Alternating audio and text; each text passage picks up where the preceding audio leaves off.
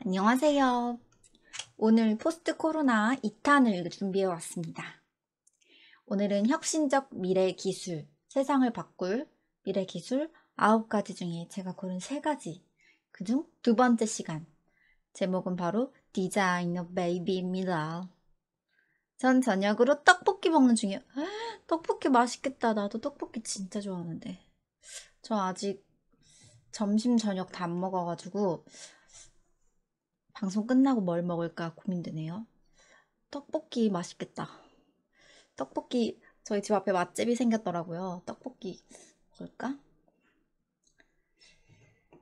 퇴근 후 저녁밥 먹으면서 보니 밥맛이 더 좋은 것 같아요. 딱 저녁밥 먹으면서 보기 좋죠. 시간대가 잘 선택한 것 같아요. 그럼 Future Technology 6 디자이너 베이비 읽어볼게요. 디자이너 베이비 이름 들어보셨나요? 이름만 따라서는 디자인 베이비, 베이비를 디자인하다, 아기를 디자인하다? 궁금하죠? 디자이너 베이비가 뭔지 일단 읽어볼게요. 인간의 유전자를 오리고 붙이고 추가하는 등 재구성하는 기술이 점차 발전하고 있다. 세균의 면역 체계로부터 발견되어 인간의 유전자를 자유자재로 편집하는 DNA 가위, 크리스퍼 카스9이 주목의 대상이다. 이 유전자 편집 가위 기술은 이미 하나의 비즈니스 모델이 되었으며 그 활용도 또한 다양하다. 질병 치료 외에도 유전자 편집을 통해 농작물과 가축의 산업적 가치를 증대시킬 수 있다. 유전자 편집 가위 기술 특허는 잠재적 가치가 수십억 달러에 이를 것으로 전망되며 매년 관련 특허 출원도 증가하는 추세다. 디자이너 베이비 뭔가 연상이 되죠? 유전자를 오리고 붙여서 식물이나 농작물뿐만 아니라 가축도 디자인하고 심지어 이제 유전자 편집으로 아기를 디자인하는 세상이 왔다는 거죠. 자, 궁극적으로는 질병의 치료가 목적이지만 사실 이 기술은 디자이너 베이비를 만드는 데까지 나아갔다.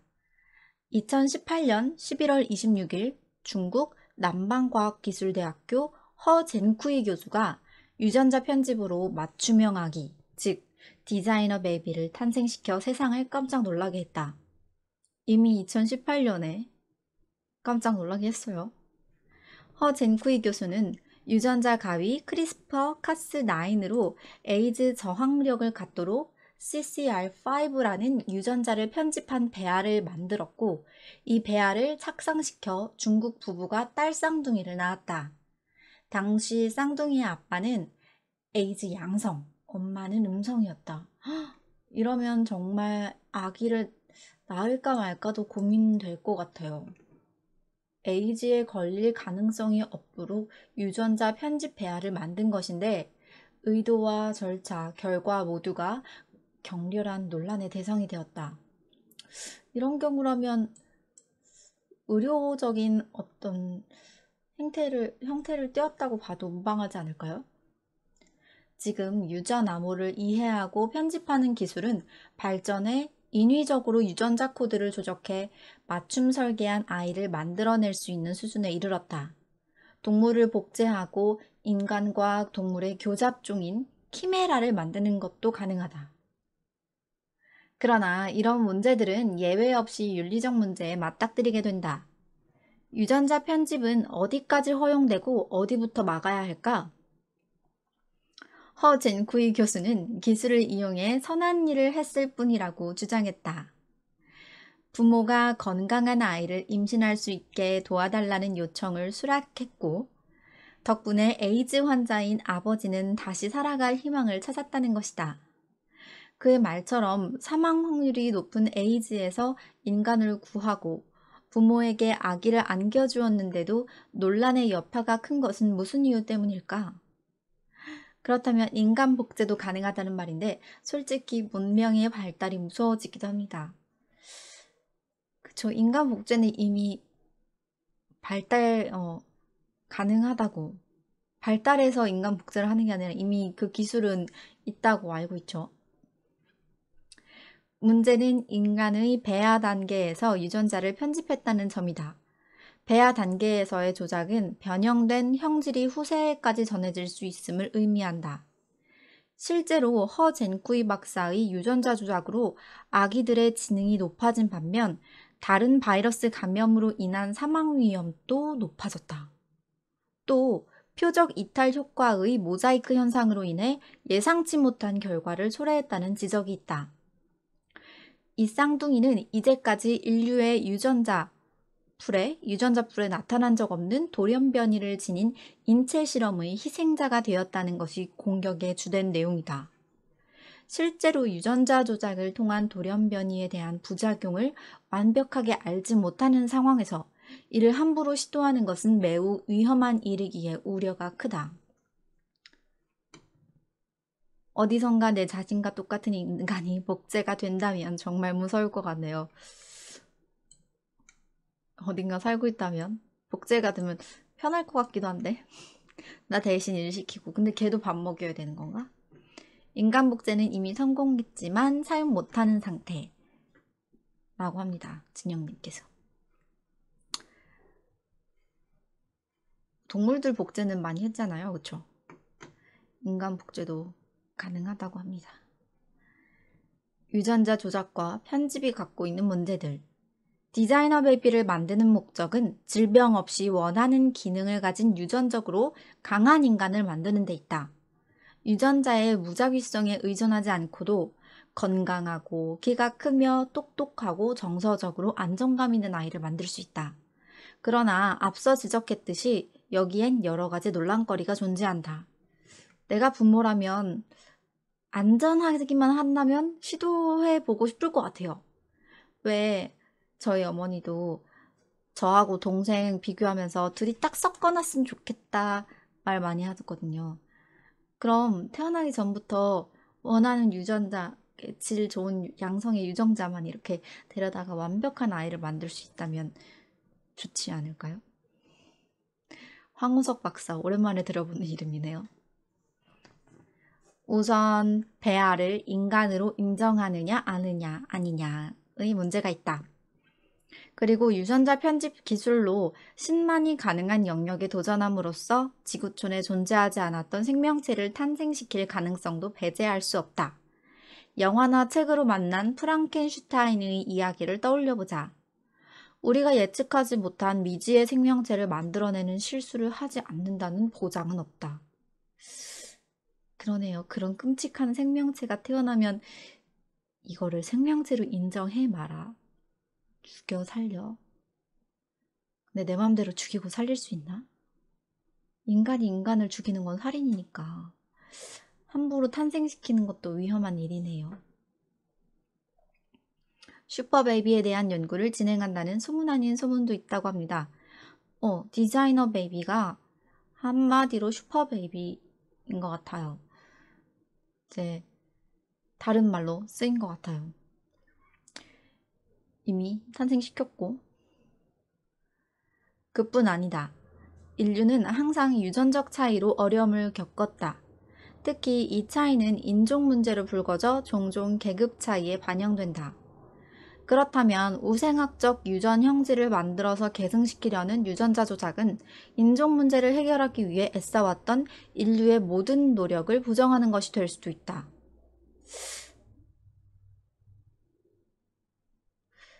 그것도 약간 논란의 여지가 있네요. 우생학적 유전이라는 거를 이제 판단하는 거잖아요. 그래서 열성 유전자가 있다고 어떤 예를 들면은 흑인이 차별받던 시대에 백인은 우생학적 유전이고 그 흑인은 열성한 유전자라고 우리가 판단하는 게 돼버릴 수도 있죠. 모두가 평등하다고 이제 겨우겨우 이뤄왔는데 우리 모두의 신체는 유전적 취약성을 지니고 있으며 자연은 끊임없이 스스로의 방법으로 인체를 수정하고 개선한다.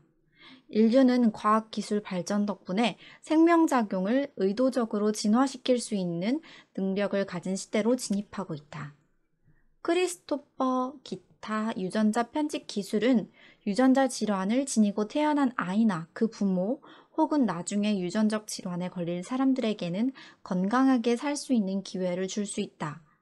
이처럼 인류는 생명기술의 진화와 윤리적 문제가 맞닿은 경계선에 다가가고 이런 문제일수록 잠재적 이익에 가려진 잠재적 위험 또한 고려해야 한다.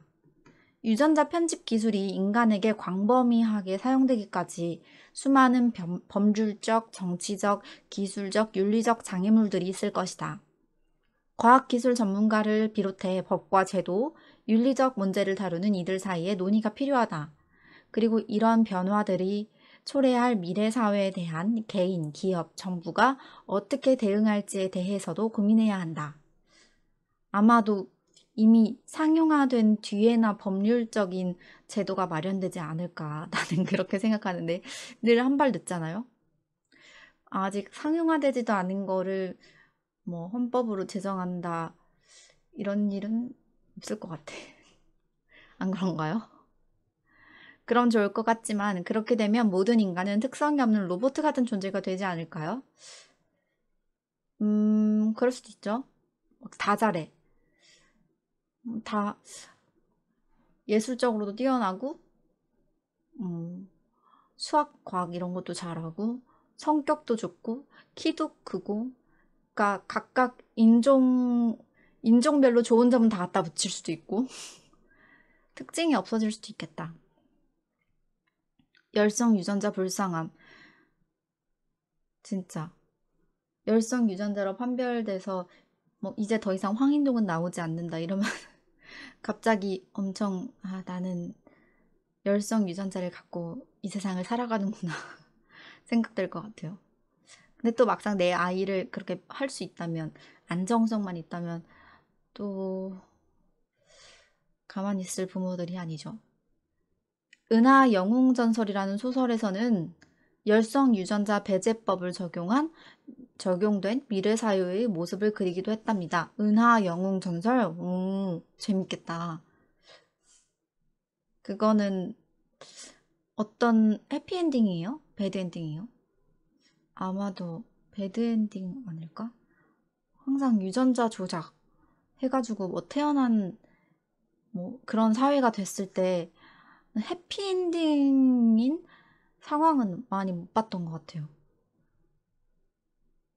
인간은 비록 완전하지 못하지만 그렇기에 서로 다른 장점을 받아들이고 단점을 보완해가며 공존하는 건데 그렇게 되면 모두 천편일률적이기만 할 테니까요. 그렇죠. 특징이 없어지겠죠.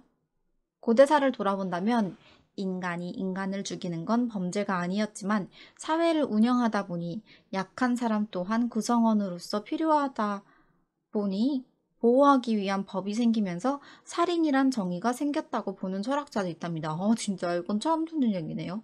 옛날에는 사람을 죽이는 게 범죄가 아니었어요? 얼마나 옛날에?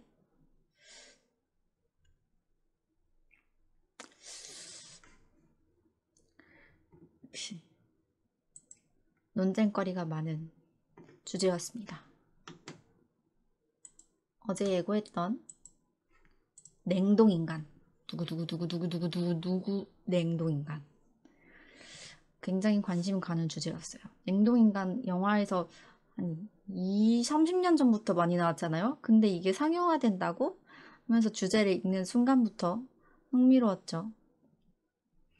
은하영웅정설은 일본 작가의 소설인데 장편 소설이고 경제, 정치 등에 대해서 잘 쓰여진 소설이에요. 읽어볼 만합니다. 오, 웰메이드 소설이구나. 이게 위험한 게 일종의 열성과 우성을 구별하여 만든 게 우생학 이론인데 이 이론을 악용하여 유대인 인종 말살을 추진한 게 히틀러입니다. 인종차별하면 히틀러죠.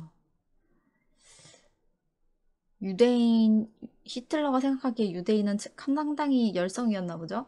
지금은 상당히 우성한 유전자로 판단되고 있잖아요. 유대인의 유전자는 오히려 월등히 좋다. 이렇게 사람들이 생각하잖아요. 냉동인간으로 넘어가 볼게요. 냉동인간. Future Technology 7. 냉동인간은 공상과학영화의 단골 소재이다. 우주여행을 하는 비행사들이 냉동 수면 상태로 있다가 다른 행성에 도달해서 깨어나는 장면은 자주 접하는 클리셰다. 그러나 냉동인간은 단지 영화 속의 상상으로만 존재하지 않는다. 인체를 냉동시키는 회사가 다수 존재하며 대표적인 기업으로는 미국의 알코르 생명연장재단, 크리오닉스 인스티튜트, 러시아의 크리오러스 등이 있다. 이미 인체를 냉동시키는 회사가 존재한대요, 여러분. 이들 세 개 회사에 냉동된 사람은 무려 352명이며 사망한 뒤 냉동을 원하는 회원도 수천 명에 이른다. 최근에는 이 숫자들이 훨씬 더 상승했을 것이다. 이 사실은 몰랐죠. 아, 그런 기술까지 발전했을 거다라고 생각만 했는데 이런 회사가 진짜 존재하는지 몰랐던 사람들이 많을 것 같은데 나만 몰랐나? 저는 처음 알았어요. 놀라워요. 그렇다면 이 냉동인간 언제쯤 깨어날 수 있을까? 최초의 냉동인간이 보관된 것은 놀라지 마세요. 1967년이에요. 1967년에 이미 최초의 냉동인간이 보관됐어요. 67년 1월 12일로 이미 50년이 넘었다. 미국 캘리포니아 대학교의 심리학 교수이자 생물 냉동학 재단의 설립자인 제임스 베드퍼드가 최초의 냉동인간이다. 냉동학 재단을 자기가 설립하고 자기가 스스로 냉동인간이 됐어. 신장암으로 사망한 그는 지난 50년간 여러 냉동보존 시설을 전전하다가 현재는 미국 애리조나주에 있는 냉동보존 업체 알코르 생명연장재단에 잠들어 있다. 관심이 생기네요. 나도 냉동될 수 있지 않을까? 어차피 뭐 살아있을 때 냉동되는 게 아니고 죽은 다음 냉동되는 거라면 현재 내 삶에 지장도 없고 돈만 있으면 한번 해보자라는 생각이 들 것 같은데 꼭 뭐 깨어나든 안 깨어나든 어차피 나는 내 삶을 살았고 깨어나면 너무 좋은 거 아닌가? 지금은 냉동하고 다시 깨어날지 모르지만 미래 기술로 깨어나기를 기대하면서 냉동을 하고 있어요. 언제 깨어날지 아무도 모름. 아니 벌써 이런 스포를. 알코르 생명연장재단은 1972년 나사 연구원들이 모여서 만든 비영리 재단으로 현재 150여 구의 냉동인간을 보관 중이다. 냉동 보존된 이들 중에는 유명인사도 많은데 테드 윌리엄스, 존 헨리 윌리엄스, 디클레어 존스 등이 있다. 그 외에 레이 커즈와일, 세스 맥팔레인, 레리 킹, 사이먼 코웰, 페리스 힐턴, 브리트니 스피어스 등이 냉동 보존을 원하는 걸로 알려져 있다. 2018년 2월 한국의 50대 남성이 돌아가신 80대 노모를 냉동시켜 화제가 된 일이 있다. 한국에도? 그가 찾아간 회사는 전 세계에서 유일하게 해동 기술을 연구하고 있는 크리오러스라는 러시아 냉동인간 기업의 협약사인 주식회사 크리오아시아이다. 성희부님 안녕하세요. 냉동인간이 깨어날 수만 있다면 지원자가 많겠네요. 깨어날 수 없어도 어차피 죽은 다음 냉동되는 거라면 난 돈 있으면 할 것 같아. 그걸 이미 이용하고 있는 사람들이 많다고 합니다. 정말요? 자신의 죽음을 거부하고 냉동실에 보관하게 해서 언젠가는 다시 깨어나 살 수 있다고 믿는 모양인데 자연의 순리를 벗어나는 이런 행동이 과연 옳은 것인지 가능한 것인지 모르겠네요. 항상 혁명적인 어떤 산업이 개발될 때 그런 윤리적 문제가 앞을 가리는 것 같아요. 뭐 그 산업이 옳든 안 옳든 윤리적 문제의 논쟁에 휩싸이죠.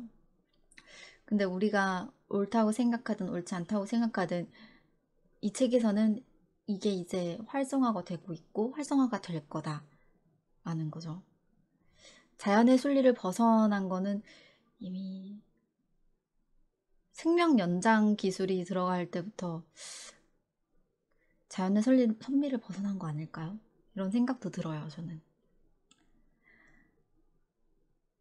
2018년부터 한국에서 서비스를 시작했는데 크리오 아시아 한영태 대표의 말에 따르면 국내에서 전신 보존 계약이 성사된 것은 이번이 처음이라고 한다. 현재 냉동인간 보존 기술은 살아있는 사람이 아니라 죽은 사람의 신체를 보관하는 데 사용된다. 대체로 암 등의 불치병을 앓고 있거나 너무 젊은 나이에 죽음을 맞은 이들, 혹은 큰 사고로 돌이킬 수 없는 신체 손상을 입은 이들이 줄을 이룬다. 머리나 뇌만 보관한 경우도 있다. 왜 우리도 죽은 다음 뭘 하는 건 아니지만 주위에 척추 같은 데서 줄기세포 뽑아가지고 나중에 불치병 걸렸을 때 치료할 수 있게 하는 그런 건 많잖아요. 또 죽음을 맞이하면 영혼과 육체가 분리되어 버린다고 하는데 과연 냉동에서 깨어난다고 한들 그게 과연 제대로 소생이 될지 의문입니다. 의문이 여러 가지 생각을 하게 만드시네요. 근데 영혼과 육체가 분리되는 것도 우리 생각 아닌가? 진짜 분리되나? 죽으면 어디로 가는지도 모르는데. 암튼 냉동인간을 보관하는 방법은 업체마다 조금씩 다른데 아주 단순하게 요약하면 빠른 시간 안에 인체의 피를 한 방울도 남김없이 빼고 혈액 대체제를 넣은 뒤 급속 냉동을 시키는 방식이다. 사람의 뇌는 숨쉬고 30초가 지나면 기능이 떨어지기 시작하므로 냉동인간을 만들 경우 빠른 속도로 얼리는 것이 중요하다. 신체를 온전히 얼리는 기술은 수십 년 동안 유명 과학 저널을 통해 검증받았고 이미 상용화됐다. 문제는 스포당했어. 문제는 해동 기술이 아직 완벽하지 않다는 점이다. 사실 급속 해동이 아주 불가능한 일은 아니다. 이론적으로는 이미 입증되었고 난자나 정자, 세균, 피부세포 등 단일세포를 얼렸다가 활성화하는 일은 현재도 충분히 가능한 수준이다. 저 난자 냉동 보관은 많이들 제 친구들 사이에서도 화제거리가 됐어요. 난자를 어릴 때 냉동 보관시켜놔야 이제 좋은 아기를 만들 수 있다고. 현재 전 세계적으로 다양한 연구가 진행되고 있다. 학계에서는 2040년경 냉동 보존했던 죽은 사람의 뇌를 살려내거나 인공신체에 이식하는 일이 가능할 것이라 내다보고 있다. 2040년이면 20년밖에 안 남았어요. 100년 전과 비교하면 이미 인류의 생명은 2배로 늘어났고 계속 늘어나고 있기도 하고 장기만 배양하는 기술도 이미 상용화 단계니까. 그쵸. 그런 의미에서 갑자기 생각난 건데 사람의 신체와 영혼 냉동인간이 상용화된다면 제사 같은 건 없어지지 않을까요? 뼈가루를 묻고 거기에 이제 조상님들이 와서 이제 음식을 드신다 뭐 이런 의미고 그때마다 기린다 뭐 여러 가지 의미가 있는데 냉동인간이 상용화되면 생각이 많아질 것 같아요. 여러 가지. 진짜 사람은 죽으면 어디로 가나. 냉동시켰다가 해동을 시켜놨는데 그때의 기억 똑같이 가지고 있어. 그럼 뭐야? 영혼도 냉동된 거야?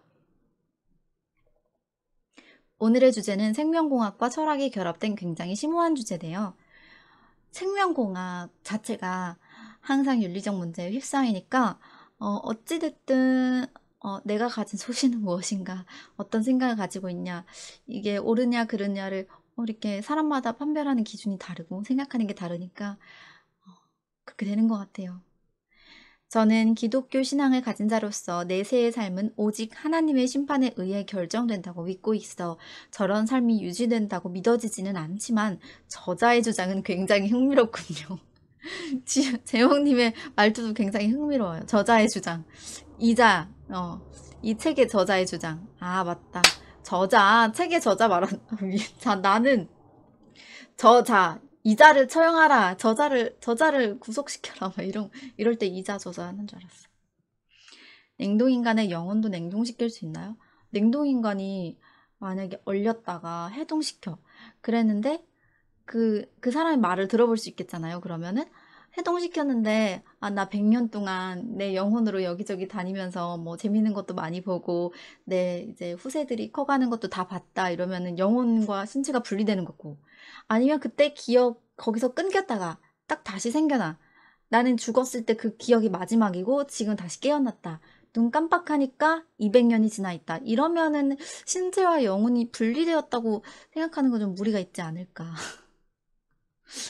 냉동인간 되면 시대에 따른 정보 습득도 주입을 해줘야 미래에 살더라도 적응할 듯죠.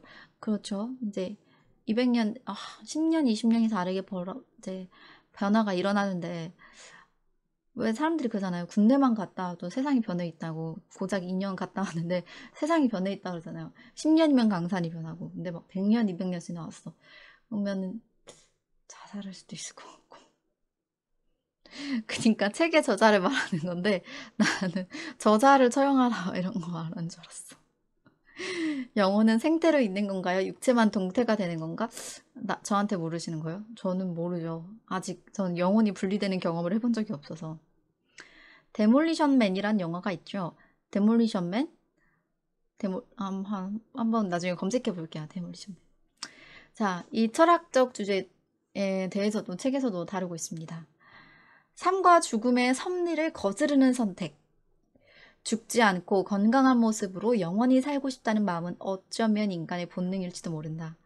이집트의 미라나 불로장생을 꿈꾼 중국의 진시황의 예만 봐도 그렇다.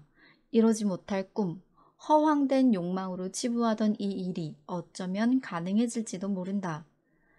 근데 이게 저도 이제 나이를 먹어가니까 느끼는 건데, 죽음을 받아들이지 못하고 늙음을 받아들이지 못하는 게 그렇게 인간의 큰 욕심인가 싶기도 해요. 나는 젊었을 때 마음 그대로고, 나는 결혼할 때도, 그러니까 나이가 들어서 40, 50대가 돼도, 나는 그 20대 청춘 그대로 내 마음은 설렐 준비가 되어 있는데, 내 몸만 늙었어. 이런 느낌 많이 받는다고 하시더라고요. 근데 죽지 않고 사는 것 또한 그렇게 신의 섭리를 거스르는 욕망인가? 어쩌면 되게 당연한 그런 거 아닌가? 나 아직 20대인데 막 20대의 마음과 같은데 죽어야 함을 받아들이는 그런 초연한 자세 어려울 것 같습니다. 도연님이 연기자라서 대본의 내용대로 생각하니 그런 거죠. 그런 것 같아요. 저자 이런 말 많이 들어서. 스스로 냉동 보존을 선택한 사람들에 대해 삶과 죽음이라는 자연의 순리를 거부했다는 측면에서 비판도 있다. 유엔 미래 포럼의 호세 코르데이로는 스페인에서 신체 냉동 보존 협회를 만들었지만 종교계의 반대에 부딪힌 상황이고 정부의 법적 제도적인 반대에도 맞서야 한다. 알코르 생명연장재단의 메스모어 회장도 그럼에도 인체 냉동 보존 기술은 더욱 발전할 것이며 전 세계로 퍼질 것이다 라고 말했다. 5년에서 10년 후면 인간의 냉동 보존에 대한 사람들의 생각도 지금과는 사뭇 달라질 가능성이 크다. 현재는 인체 냉동 보존을 위해 2억 원여의 돈이 필요하지만 기술이 발전하고 수요가 늘어난다면 비용 역시 상용화 가능한 수준으로 점차 낮아지게 된다. 너무 사랑하는 우리 부모님이 돌아가셨는데 1,000만 원으로 일단 냉동시켜 놓을 수 있대. 그러다가 과학기술이 빨리 발전되면 어쩌면 내가 죽기 전에 또 만날 수도 있잖아. 그러면 난 너무 하고 싶을 것 같아. 특히 이제 나보다 위가 아닌 나보다 만약에 아래 자식이나 뭐 이런 사람들 죽는다면 진짜 너무 간절할 것 같지 않아요? 태어나는 게 내 맘대로 된 게 아닌 게 죽음만큼은 인간이 선택할 수 있었으면 좋겠음. 이게 이런 마음이 가진 저도 그래요. 물론 종교계의 어떤 종교인의 입장으로서는 굉장히 불편한 일일지는 몰라도 세포가 계속 완벽한 재생을 한다면 영원히 살 수 있다라는 이론을 만들어진 영화가 있어요. 이론으로 만들어진 20, 30대 6세로 80대까지 유지하는 조건에 100세 시대면 살만할 듯한데 너무 좋죠. 그럼 사람이 죽음과 영혼에 대해서 생각하는 거는 이제 나이가 들어가면서도 계속해서 변화하고 생각이 달라질 수 있는 것 같아요. 사회 현상에 따라서도. 왜 1990년대였나 2000년으로 넘어가기 전에 사람들이 막 휴거한다고 이제 하늘로 올라간다고 그래가지고 이제 전 재산을 교회에 갖다 바치고 이런 사람들이 있었잖아요. 그것도 뭐 법적으로 나중에 금지했다고 들은 것 같긴 해요. 법적으로 그거 자체를 되게 안 좋은 걸로 금지했다고 들은 것 같은데 그 사람들도 마냥 비판할 거릴까요? 내가 원하는 게 그건데 휴가 될 수 있다면 나는 하나님 나라에 가서 살 수 있는데 그거를 나는 그렇게 믿고 있는데 그거를 거부한다고? 그냥 윤리적인 문제가 앞서서 현재가 더 중요한 사람이 있고 또 후세가 더 중요한 사람이 있고 여러 가지 생각이 되는 거였습니다.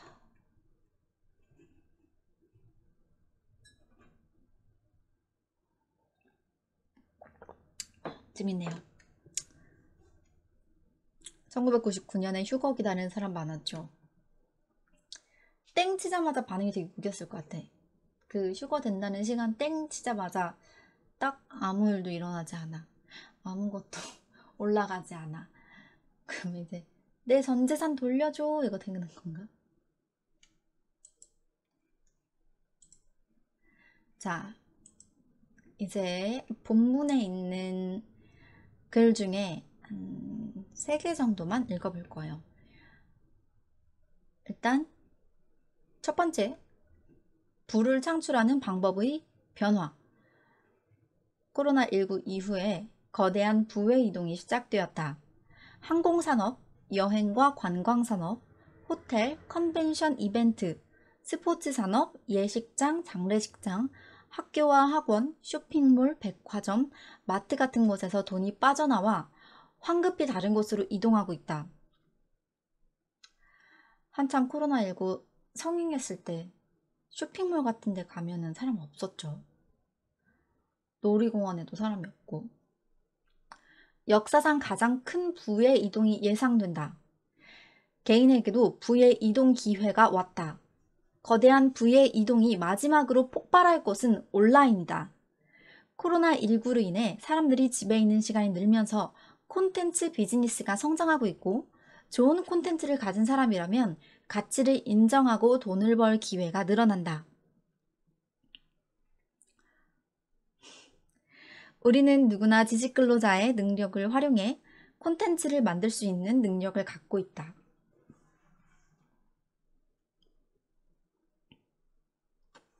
사람이 늙지도 않고 영원히 살 수 있다면 좋을 것 같지만 사실 그것만큼 무서운 것도 없다고 하네요. 죽는 건 무서운 거지만 더 무서운 건 죽고 싶어도 못 죽는 거라고 합니다.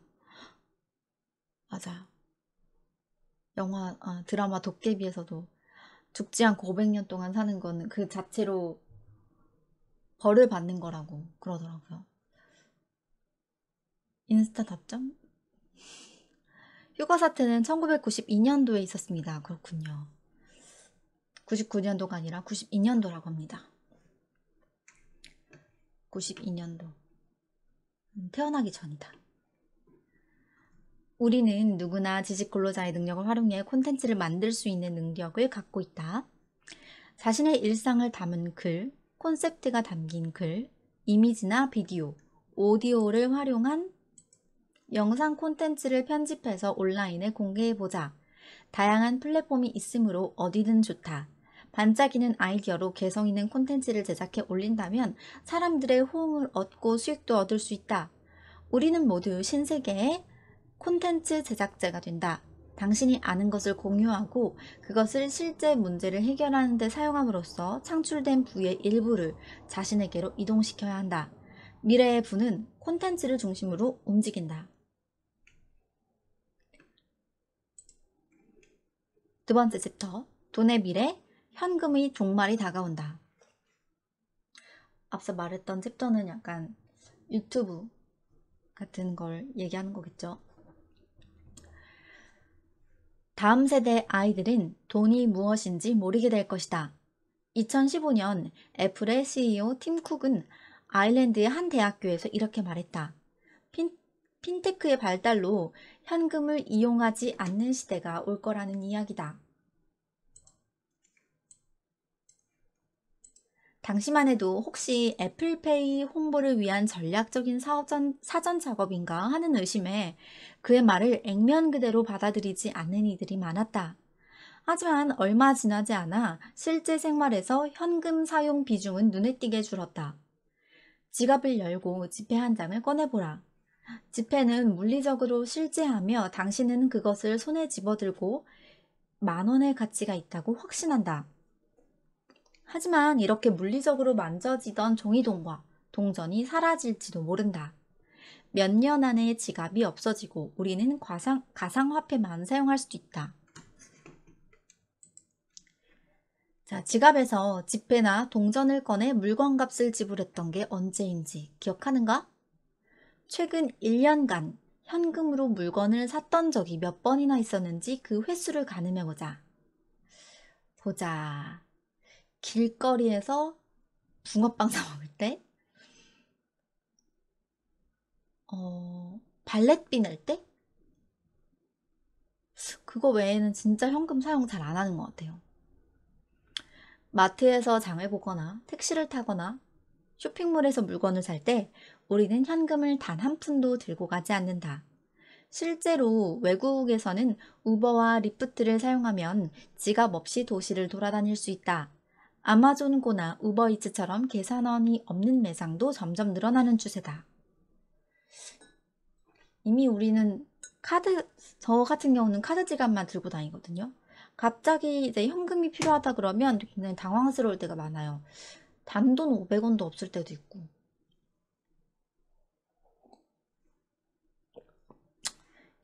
1992년도에 저는 군인이었는데 30개월 군복무를 마치고 거의 제대할 무렵 힘든 군생활 마치고 이제 끝나면 너무 억울하다고 생각한 적도 많았거든요.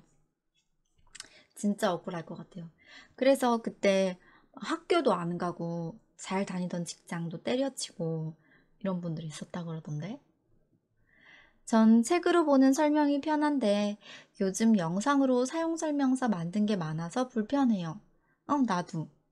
저도 이제 사용 볼 때 유튜브를 많이 보기보다는 저 같은 경우는 원래 유튜브 세대여야 되는데 저도 좀 종이 설명서가 편하더라고요. 시장 갔을 때 빼곤 현금을 안 쓴 것 같네요. 요새는 시장에서도 재래시장에서도 카드 사용 많이 하더라고요. 근데 이제 현금만 받아요 이러면 벙찔 때가 많죠. 갑자기. 30개월이었으면 해군이나 공군이셨나 보다. 지금은 16개월인가? 와, 30개월 힘드셨겠다. 이미 우리들 생활 역시 현금보다 카드 사용이 훨씬 많아졌고, 저도 현금 사용의 경우는 주차장에서 셀프 세차할 때 동전 바꿔서 하는 경우가 거의 유일한 것 같아요. 오, 셀프 세차장은 동전으로 하는구나. 저는 현금에 지갑이 있어야지 마음이 편. 근데 어느 정도는 아직도 현금이 필요하긴 해요. 어느 정도는.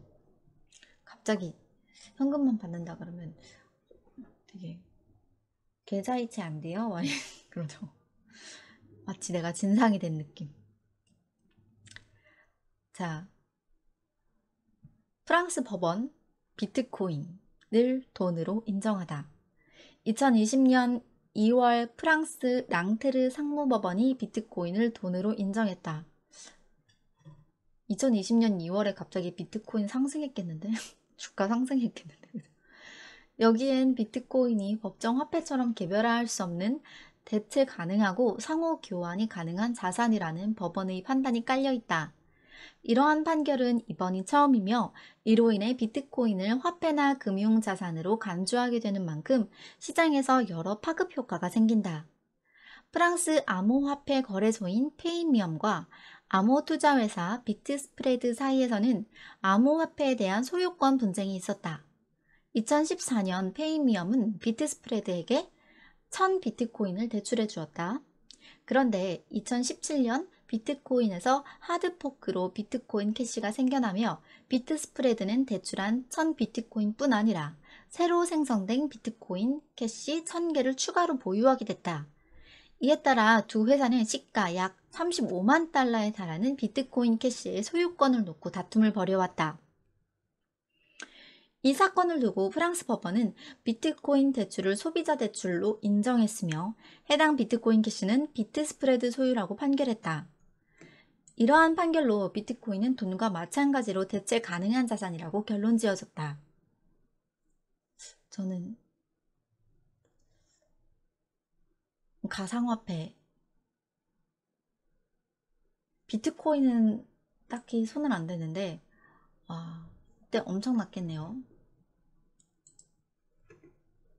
요새는 되게 돈으로 인정하는 것들이 뭐 금이나 현금 말고도 굉장히 많잖아요. 주식을 떼어주기도 하고.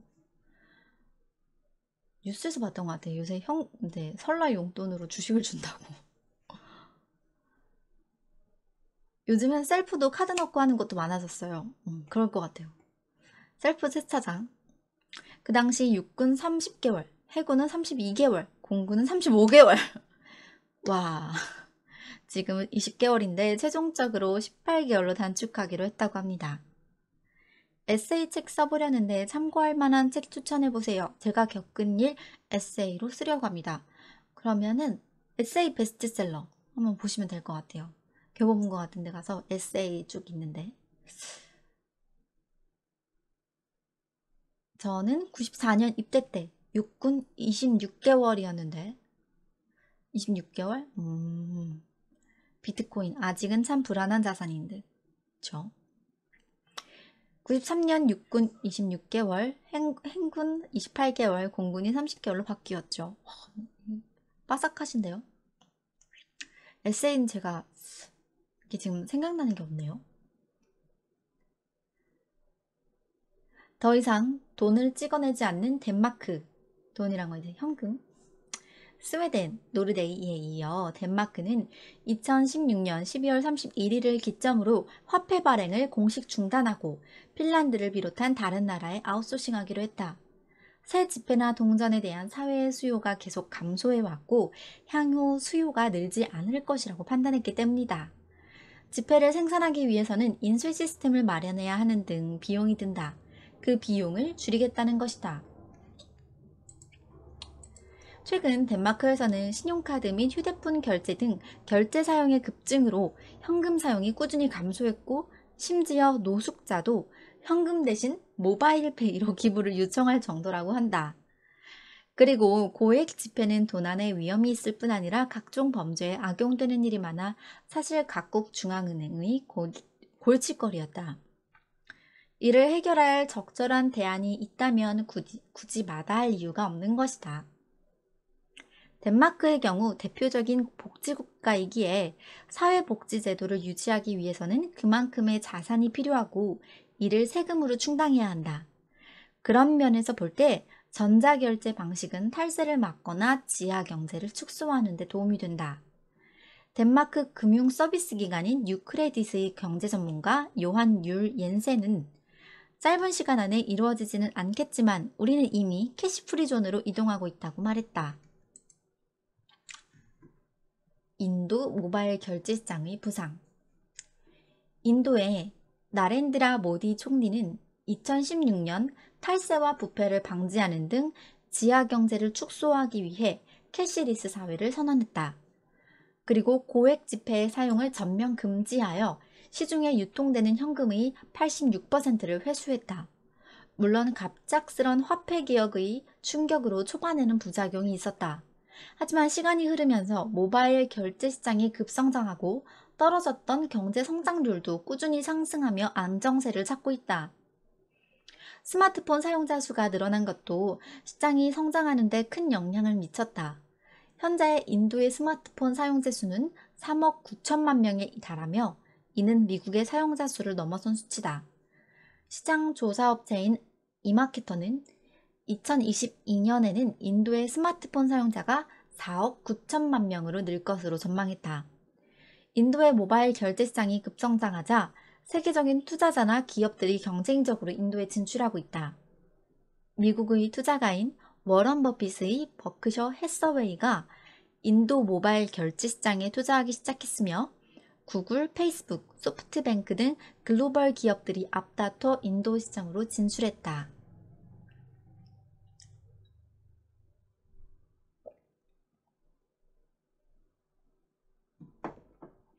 덴마크는 뇌물이나 은닉 자산이 많고 낮고 청렴한 국가다 보니 더 그런 듯. 부정부패가 있는 나라에선 지폐가 없어지지 않을 듯하군요. 그래서 또 빨리 현금 화폐를 금지하면은 부정부패가 일어나기도 쉽지 않지 않을까요? 또 다른 방향으로 또 부패를 저지르려나? 일단 지하 경제를 좀 비활성화 시키는데 화폐 개혁이 도움이 되는 것 같긴 해요. 제가 여러 가지 읽어드리고 싶은 부분이 많았는데 다 읽어드릴 순 없고, 사실 진짜 재밌는 것들이 많거든요. 10년 안에 대학이 붕괴된다. 대학 학위 무용론, 온라인 수업을 통한 변화되는 교육, 우주생활 있고, 또 국민을 24시간 만나는 인공지능 정치인 또 생겼고, 이 기본소득제를 둘러싼 오래된 논의, 지금 고민입니다. 코로나 이후 여행자의 미래를 읽어드릴까요? 아니면 기본소득제에 대한 논쟁을 읽어드릴까요? 둘 다 굉장히 관심이 가는 소재죠. 우리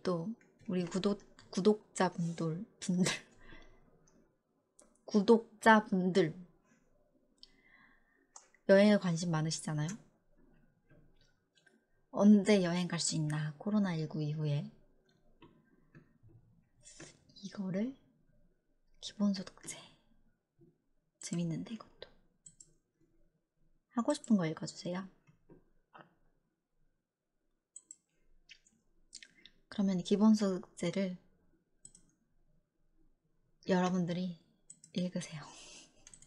저는 코로나19를 이후에 여행자 시대를 읽어드릴게요.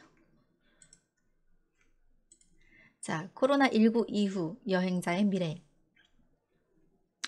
위드 코로나 시대가 도래했으며 코로나19와 공존하는 방역 생활이 일상화되었다. 그렇다면 위드 코로나 시대의 여행은 어떻게 될까?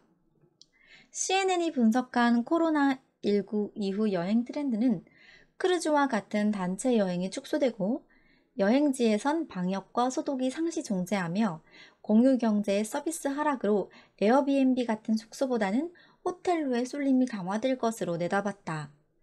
또한 항공산업은 비즈니스 비행이 우선 진행되면서 추후 여행 수요가 이어질 것이다. 항공사는 식음료 제공 등의 서비스를 줄여 운임 비용을 낮추고자 노력하겠지만 결국 포스트 코로나 시기에는 항공 요금이 크게 상승할 수밖에 없다.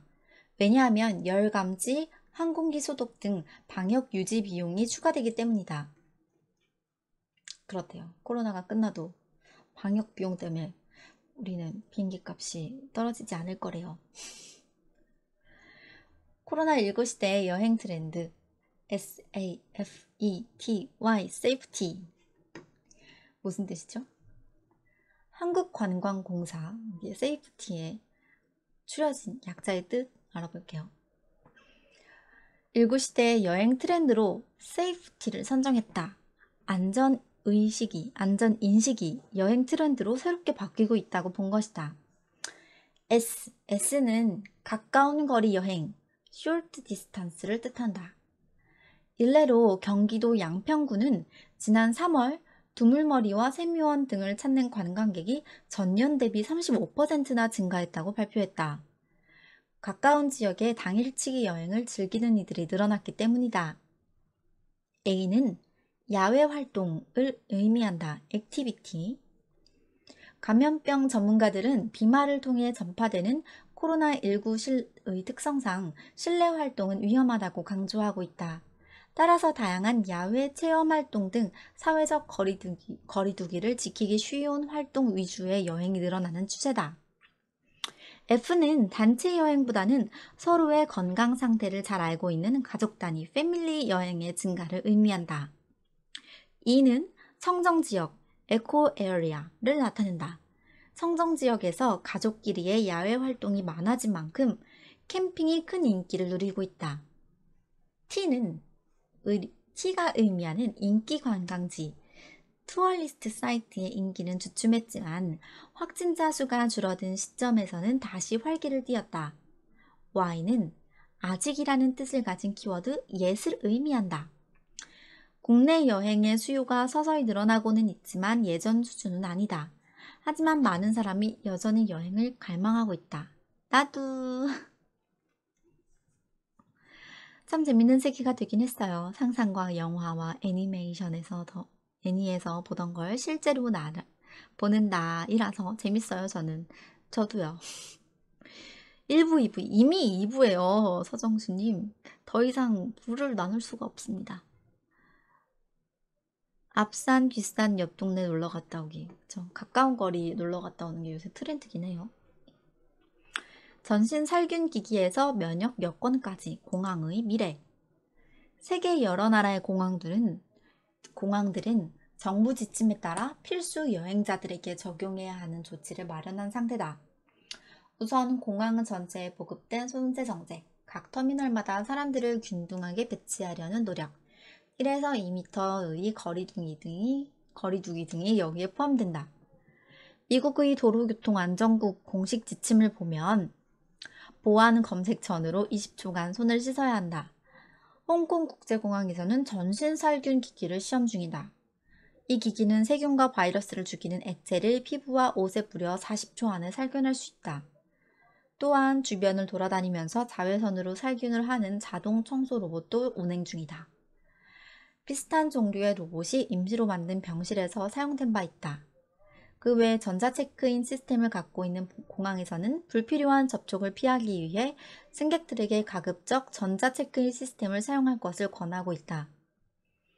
이보다 더 강력한 시스템으로 면역 여건 도입을 이야기하고 있다.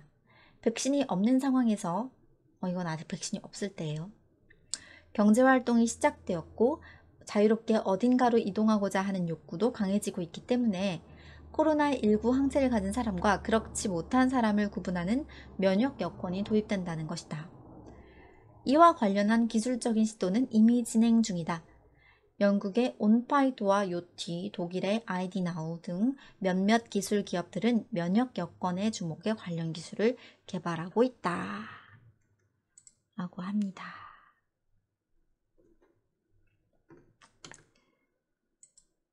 오늘은 여기까지 읽어볼게요.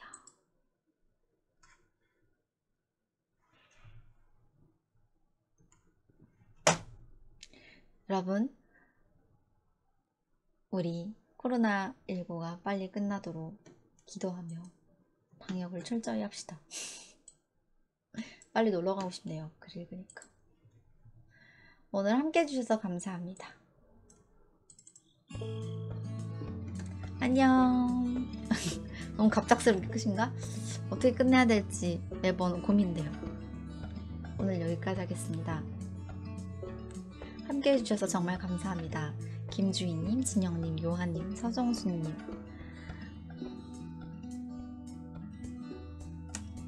재홍님, 비밀정원님, 드라마타운님 감사합니다. 요한님 너무 늦게 왔어요? 아까 왔던 것 같은데?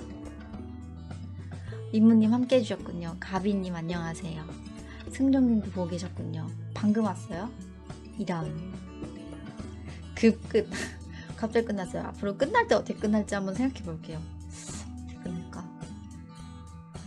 수고하셨습니다 여러분. 다음 이 시간에 봬요. 코로나 특별편 세계 미래보고서 2021 유용한 내용 많으니까요. 한 번쯤 읽어보시길 추천합니다.